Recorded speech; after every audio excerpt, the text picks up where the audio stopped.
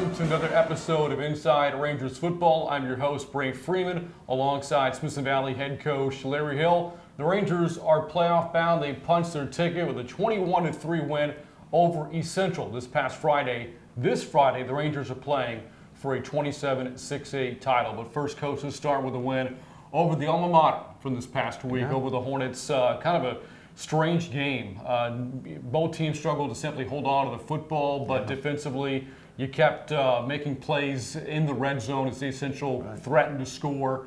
Take us back to that game on Friday. Well, I think the big thing is, we're +3. We turned the ball over 3 times, yet we're still +3 in turnovers. I can't remember the last time we had 6 takeaways, and a couple of them crucial, like you said, in the red zone, or actually in the end zone picks. Mm-hmm.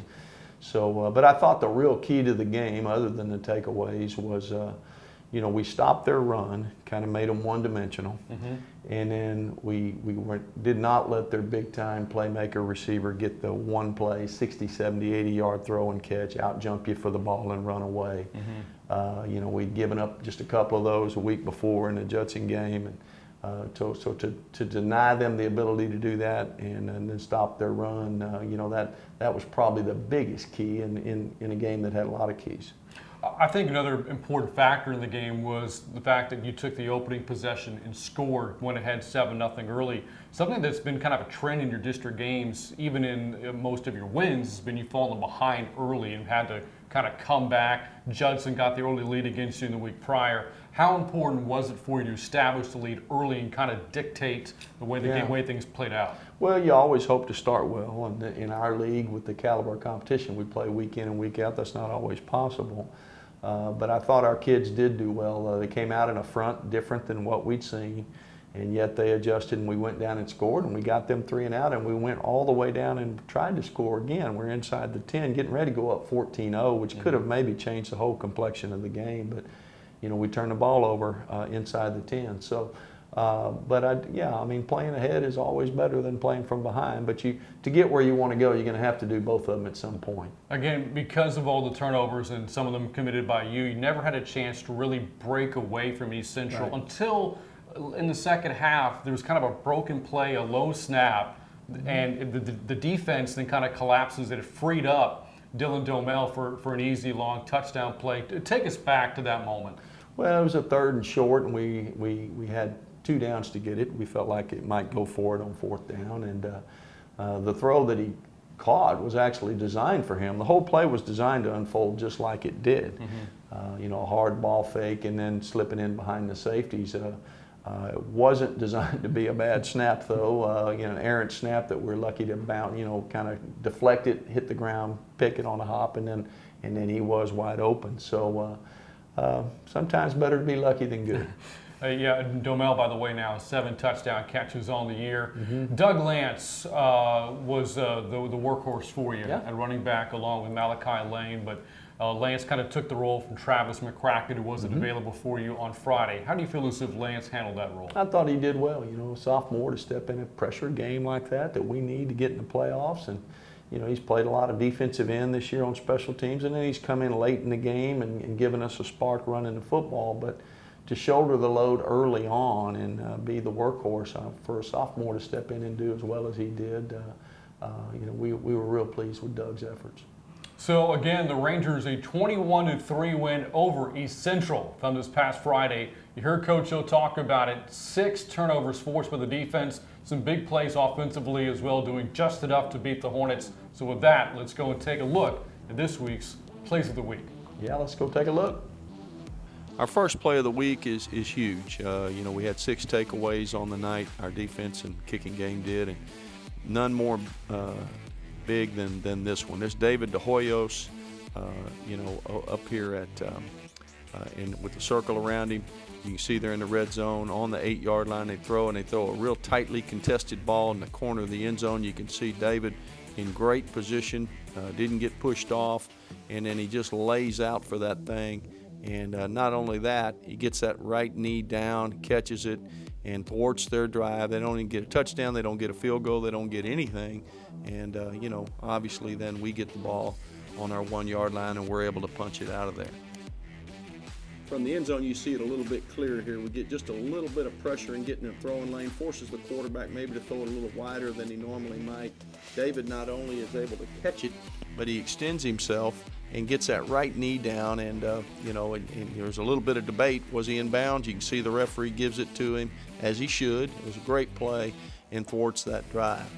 Another big, crucial red zone interception here. This one involves a senior, Andrew Montalvo, plays corner and a little bit of safety for us. He's in at safety on this particular play. You can see the arrow shows you where Andrew's aligned. Okay.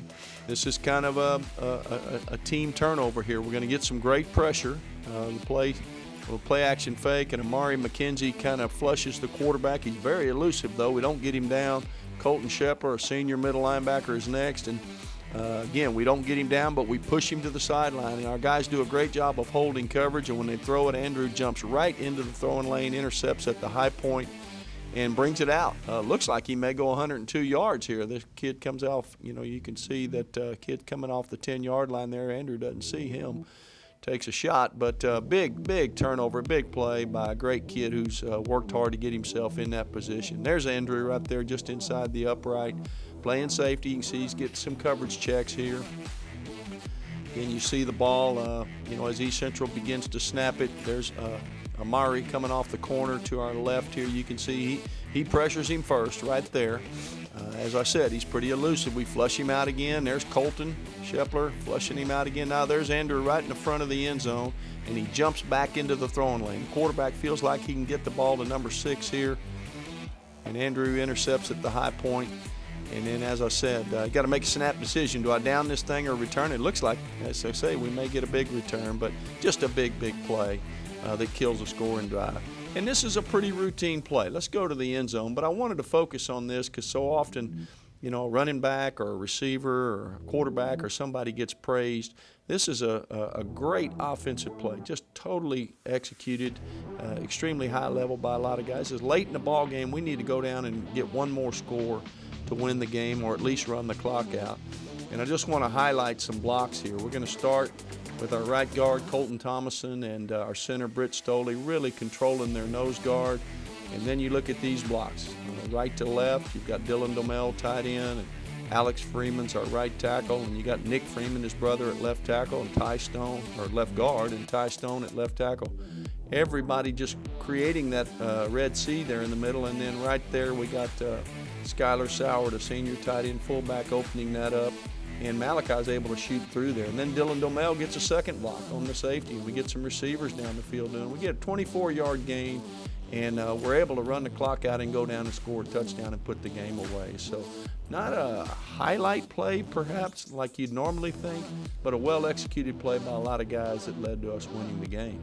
And those are our plays of the week. Wendy, again, you showed us 2 of the 6 turnovers that you forced on Friday against East Central, and that was easier said than done to do against such a prolific offense against the Hornets. How do you feel as if the defense is playing as you hit the final week of the regular season? Well, I think they're playing well. We see such a wide array of offenses and diverse. Week to week, it's never the same, and to be able to adapt to, okay, this week's good offense and multiple playmakers. What do we got to do structurally to put our guys in position to make plays? And then can you actually make a play against we get good pressure against a quarterback like East Central, but can we actually get him down? He's so good at eluding it. We maybe get the coverage we want against their playmaker receivers, but when the ball's in the air, can we make the play or do we get out jumped? And so, we're pleased with how they're playing. Of course, they'll have another tall order this week. Again, Smithson Valley playing for a share of the 27-6A title this Friday against the Steele Knights. A game we'll preview coming up right after this on Inside Rangers Football. Jeremy! Guys!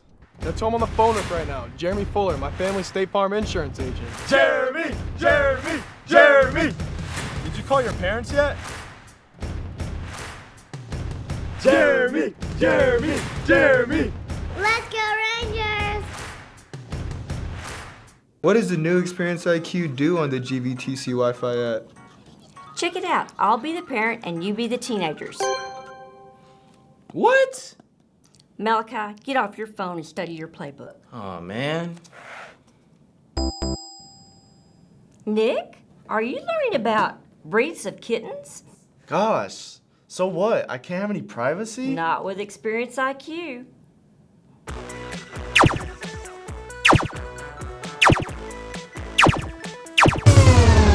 Miss Moore, what are you doing here? Time to do your homework, Starfighter. But I was- Nope, homework now.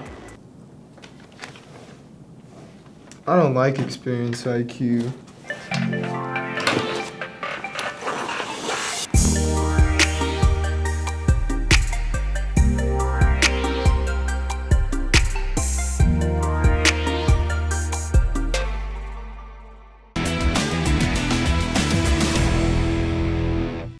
This week in Rangers Trivia.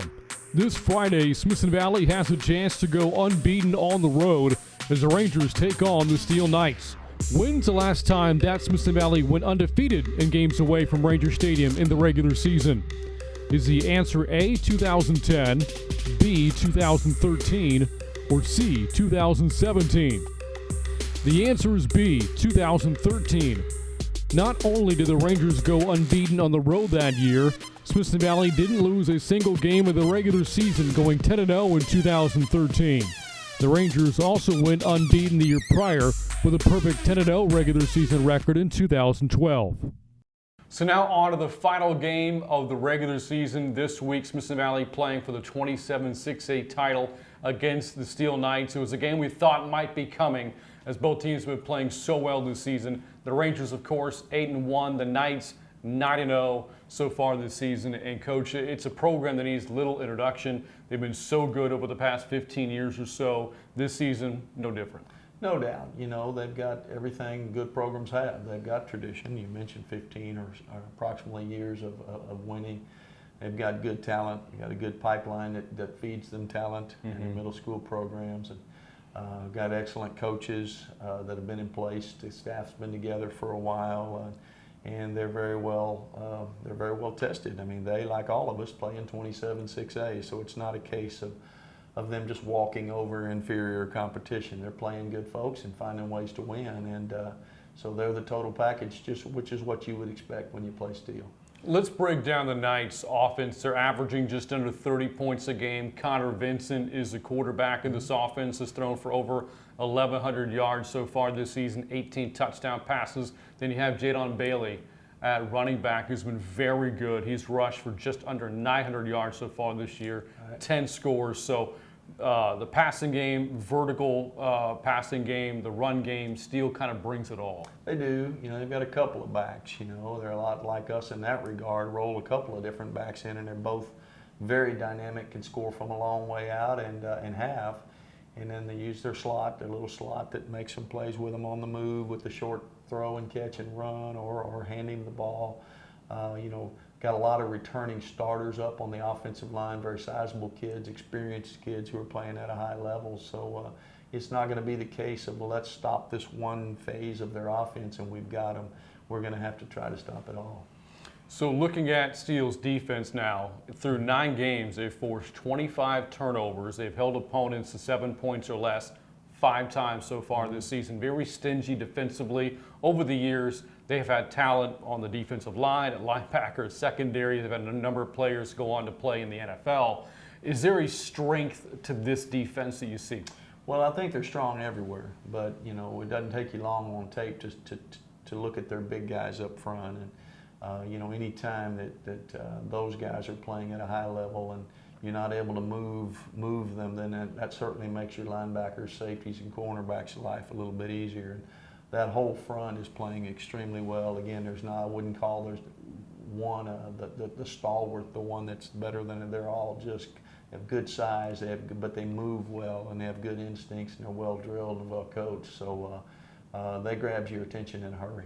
This game last year didn't end the regular season, but that was because of a rescheduled game with Judson, which came the week after. But the game ultimately decided the 27-6A title last year. Right. Steele won the game 14-10, low scoring, dominated by the defenses. What do you remember about that game? Well, you know, we turned the ball over a little bit, as did they. And, you know, there were a couple of, as there usually are in close games, a couple pivotal plays that could have very easily gone the other way. You know, just a slip before a block, or, you know, just a missed tackle, or or one explosive play. Both teams had a hard time mounting big, long drives, and you know, they got two long explosive plays, one run and one pass. And you know, typically it's going to come down to something like that, and it certainly did a year ago. So again, your playoff seeding is locked in. You are the #1 seed representing the district in Division I.